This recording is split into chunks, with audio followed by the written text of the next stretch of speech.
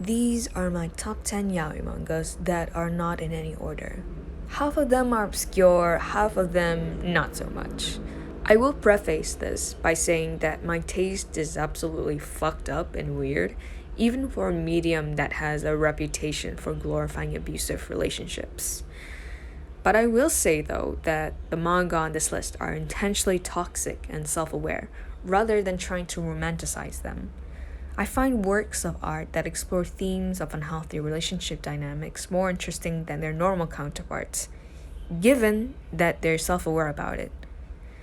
These works speak to me more because what it means to be human is to contain a bit of darkness in you, and works like these shed light on that. It's like the novel Lolita by Vladimir Nabokov. There's a time and place for works that explore the darker, more raw aspects of humanity. Most of these you can find on Yaoi Manga Online, My Reading Manga, or Manga Owl. Though for the last one, you can't really save images to your phone or your laptop. These sites are very user-friendly and easy to navigate, but if you're an experienced yaoi reader like me, you already know all these sites. So for the first one, it's Hanawa Sakuka by Hidaka Shoko. I come back every 2 years just to experience the magic again, or even less than 2 years. It's one of the first boys' love mangas I've read, but it still holds up as one of the genre's finest. And it's my favorite of all time. I'm quite a fan of age gaps, and this one is pretty big, so if you're not a fan of that, you can skip this part. The romance is between a 38-year-old art director for an ad agency and a 19-year-old college student, so literally half his age. Yuuki, the 19-year-old, is one of my favorite characters of all time. He reminds me of Reina Kasuga from Hibike Euphonium in a lot of ways. He has trouble expressing his emotions, which makes the older man, Sakurai, thinks that he dislikes him, when in reality, he's one of the few people that Yuichi can tolerate because he can let his guard down. He's like a beautiful ice queen. I have a small hunch that he may have autism because of certain tics that he has, and the fact that he's really blunt and reclusive. I'm not doing a very good job of explaining it, but other people have shared that they think the same thing. It's a really comfy, slow-paced, sweet romance. There are sex scenes, but that's more towards the end and they're not very explicit. I've heard that they're quite realistic and awkward, only in the way that having your first time is. If you're not a fan of rigid uke same roles like me, you'll be pleasantly surprised to learn that Yuichi tries to talk the older man first at some point. The next one is Shimonami Tasogare by Yuki Kamatani. I only discovered this manga because it was recommended by my brother, of all people. Its biggest strength is its gorgeous 10 out of 10 artwork. I mean, just look at it! Every single page is just dripping with detail and effortless beauty. The artist is really versatile too, since they can draw almost any kind of face or body type, which helps it stand out from the crowd. The environments and settings are also drawn with a lot of care too. It's one of the longer ones, standing at 23 chapters, whereas the other mangas on this list are between 6 to 8. It has a very thoughtful, sensitive touch on LGBT themes that is rare in this genre. It deals with internalized homophobia, gay marriage in Japanese society, trans identity issues, being non-binary, and what it means to be outside of cis heteronormative roles. I am especially in love with Anonymous, who would be considered non-binary, but really is just so outside the norms of gender and tradition that you can call them anything. She, he, they, it, and they wouldn't mind because none of them apply more to them than the other terms. They're literally an ethereal being who's not only above gender, but floats above the ground when she leaps from balcony to balcony. Oh my god, have you seen a more ideal character in your life? Everyone is included. Lesbians, gay guys, trans girls, trans men, asexual, and non-binary folk. It's a literal rainbow of sexual and gender orientations. It's not really a yaoi or boys love manga so much as it is a manga about found family and accepting your identity in a society that doesn't accept you. I thought the bully coming around and being less of a bigot was really sudden, but I still like their little romance at the end despite that, so I guess it still counts as a boys love manga. If there was ever a manga that I wish to have mainstream success, it would be this one, because it really truly deserves it. The third one is Niichan by Harada, the most fucked up manga I've ever read that is still in the realm of realism. I mean, whoa, it's actually way better than I remember it being. You know, I was right to put it as one of my favorites. To caution you, it's a story about child grooming and sexual abuse, but it's done in this very self-aware, shrewd manner that dives into the psyche of why some victims are bound to repeat the actions of their abusers if they're not given any help in order to heal. For strengths, there is one girl that has a major role in the story that is presented with quite a lot of dimension for a female character in a yaoi manga. She has a bright, bubbly attitude despite looking mature, is empathetic, snarky, and puts up a front that she's perfect despite secretly coming from a broken home where her dad was an ex-convict and her mom had to learn how to survive on her own with a child to take care of. It's a manga that's very aware of how fucked up the relationship is. Even the girl directly states in a small panel that what the older man is doing is rape because the boy is just 13, even if he thinks he consented. But in the end, they reunite and share a kiss. I'm really mixed on this ending. It gave me this deep, dark pit in my stomach when I first read it. I mean, it's a deeply fucked up ending for a deeply fucked up story about the cyclical nature of abuse and its repercussions on children who then grew up to be broken adults. So maybe it's the perfect one to go out on. It's like the author is trying to tell you that there's no escape from cycles of abuse, which is absolutely not true, by the way.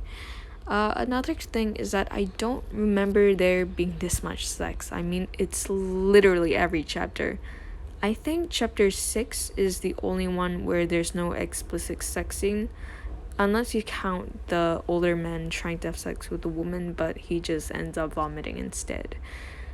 And it's not like you can take any pleasure or indulge in the sex scenes because it's between a literal child and an adult. But hey, when has that ever stopped yaoi fangirls? The fourth one on this list is Blood, Sugar, Sex, Magic by Gihou. Now I will say, the art style is very unique and deceptively cute and simple. It has the kind of fluidity that old masters of the genre wish they could have. Another thing that I like about the art is that Hachan looks like a cat, which is on purpose given that in one of the first pages, where now the senpai fantasizes about him, he looks like a maid cat girl. I didn't realize it upon my first reading, but it looks like they're sniffing cocaine or some kind of other drug, which is confirmed in the later chapters. There's also a small tidbit where my country gets mentioned, though they mistranslated the Merlion to Merlin. Similar spelling, totally different country. It's about two teenagers who fool around with each other, and it's a little awkward but oddly sweet. The older teenager is supposed to be the stoic who doesn't show emotion, but he breaks down crying in a later chapter because he wants to make Hachan happy, but he thinks that he will never be able to. Like I said, it's oddly sweet and surprising. They may have a difference in height and age, but they don't have definite uke and seme roles. Skin, or Dear My God by Nemui Asada. No, they're not part of the same title. They're actually two different titles because I couldn't pick one. I mean, I was debating, but in the end, I think that Dear My God has the more interesting premise, but Skin gets under my skin more. You know what I'm saying? So I guess I'll just do two at once. It's my manga list, and I get to choose the aux chord. Nomoi Asada is one of my favorite manga artists of all time. Her style is so simple, but it captures the exact type of feel I want in a yaoi romance, and the men are always so handsome. I've never found a manga by her that I didn't like before, so feel free to check them all out. Dear My God has a hot priest who's totally a fucking daddy and reminds me of Bruce Wayne despite being a bottom. It's an extremely short read, standing at just 2 chapters, but it still left quite an impact on me. With Cliff, the blonde one, being part of a cult that drugs its members to keep them from leaving, and the ending where Ross, the priest, tells him not to worship him as if he's his god. I thought that was strangely poignant. Skin is also another manga about abuse. It's about a guy who meets up with his abuser later on in his life, but the older man is completely uninterested in him since he's not the vulnerable young kid that was easy to take advantage of. In the first chapter, the older man is seen out on the prowl for young kids where he gets his comeuppance. Though the part where that happens is not a scene you would fist bump and cheer on what's happening. It's honestly quite stomach churning, even if you try to justify that the abuser deserves it. If you're easily upset by things like rape or abuse, don't read this manga. 6 on the list is Canis the Speaker by ZAKK. Again, excellent artwork, chef's kiss. I cannot read manga where the art isn't above average. Otherwise, I just lose interest. It's a tie-in to Canis' Dear Mr. Manga, but I like this one more because of the characters, though the original manga is also very good. I forgot how they're exactly connected, but I think it's because the series stars the same characters as its main leads, whereas they were villains in the original manga. There's 3 mangas in this series: Dear Mr. Rain, Mr. Hatter, and The Speaker. They're all worth checking out if you're looking for something really different than your usual fare of boy meets boy. The beginning of the manga reminds me of The Promised Neverland, where there's 3 characters stuck at an orphanage whose children keeps disappearing under mysterious, unexplained circumstances. Another thing that's really different about the manga is that it focuses on 3 men instead of just 2, which is really interesting. Again, it deals with very dark subject matter, such as prostitution, murder, abuse fetishes, so if you're not into that, you can sit this one out. 7 on this list is Vassalord by Chrono. This is one of the mangas that's probably the least obscure. It's about vampires, basically. I will say that the plot is complicated and long as fuck, but, it's an enjoyable ride anyway. There's also an OVA for this manga right here on YouTube. You can just search it by typing Vassalord, OVA. Johnny Rayflow is legitimately one of the hottest characters I've ever seen, and he knows it too. I mean, just look at him. Have you ever seen a man exude so much sex appeal? There's also quite an age gap in this one too, though they're both immortal vampires and adults. Their past is quite complicated since Rayflow acted as a father figure when he adopted Charles as his own.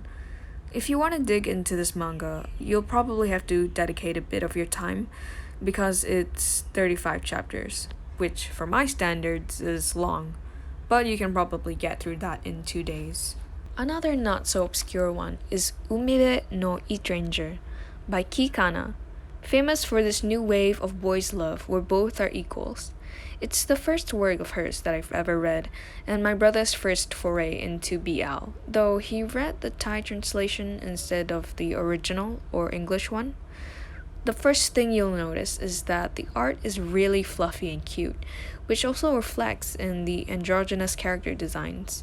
Secondly, is that they explicitly use the term gay, which is rare for a yaoi manga. I find it so interesting that the fiancé that Shun's parents forced him to marry is a female clone of Mio, but he's absolutely not into her.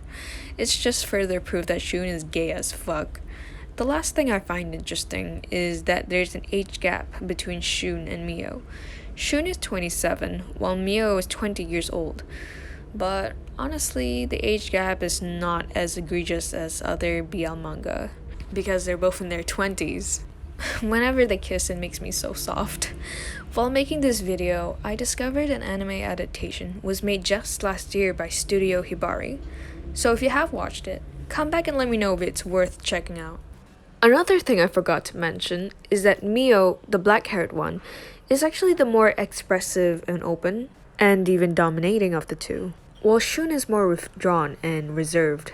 I find this contrast interesting because it's usually the black-haired one that's more introverted and standoffish, but once you get to know Mio more, he's completely not like that at all, which is another way that the manga is quietly subversive, helping Kanaki, the author of this manga, stand out from her competition. It's one of those mangas that I would consider to be not overrated or underrated, rather its popularity is deserved. So check this one out if you haven't already, and also some other works by Kanaki because they're on the same level of high quality. Ninth on this list is Ganbare Nakamura-kun by Syundei.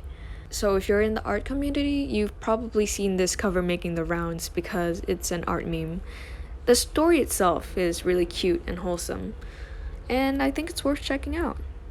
Some of you watching can probably relate because Nakamura is debilitatingly shy and socially anxious. But through character development, he learns to overcome his anxiety and confesses to his crush at one point. So there's hope for you, somehow, out there. Okay, he didn't straight up confess his love to the crush, but he did admit something very personal and secretive to him, which is that he wanted to be friends with the crush for a long time. And the crush reciprocates by pulling him close for a photograph, which makes me think that he actually knows what Nakamura is truly feeling. So the manga ends on a very hopeful note. Last one on this list is Choco Strawberry Vanilla by Psyche Delico. I'm realizing this is the second threesome couple on this list. So the plot synopsis is that Hiroi has always shared what he liked, things and people alike, with his childhood friend Takashi. Takashi has always returned Hiroi's affections. Mine, who because of his deep love for Hiroi, accepts both of them. I assume the title is named that way because there's 3 of them in a poly relationship, though I'm not too sure who the chocolate, strawberry, or vanilla is. Here's my theory. Takashi, the black-haired one, is likely dark chocolate because of his brooding personality. Hiroi is vanilla because he's the most easygoing and dainty. Mine is strawberry because of his sweet-sour personality. Honestly, this manga is carried by how erotic some of the situations are. There's a lot of threesome and bratty bottom action in it. The artwork is not the most sophisticated or outstanding, especially in certain panels where the signature thick, luscious yaoi lips are put into focus. But it is mostly appealing. It also helps that it's absolutely fucking filthy when it comes to the sex scenes. Ta-da! You've come to the end of my list. Hope you've enjoyed the video and all the manga that I've recommended.